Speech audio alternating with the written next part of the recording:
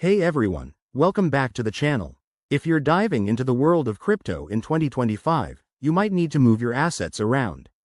Today, we're tackling a common task: transferring BUSD from Coinbase to Kraken. This step-by-step guide is straightforward, secure, and perfect for beginners or seasoned traders looking to optimize their portfolios. Let's jump right in. First things first, before we start, make sure you have everything set up. You'll need active accounts on both Coinbase and Kraken, with BUSD available in your Coinbase wallet. Also, verify that two-factor authentication is enabled on both platforms to keep your funds safe. Crypto security is no joke in 2025. Step 1. Log into your Coinbase account. Once you're in, navigate to your dashboard and find the BUSD asset. Click on it to open the details page.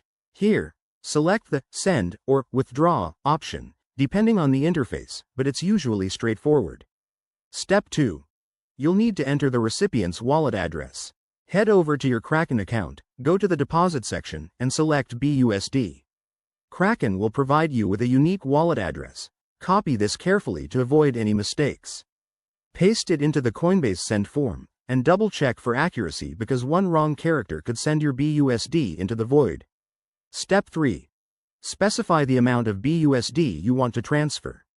Remember, there might be network fees, so check the estimated total to ensure it's worth it.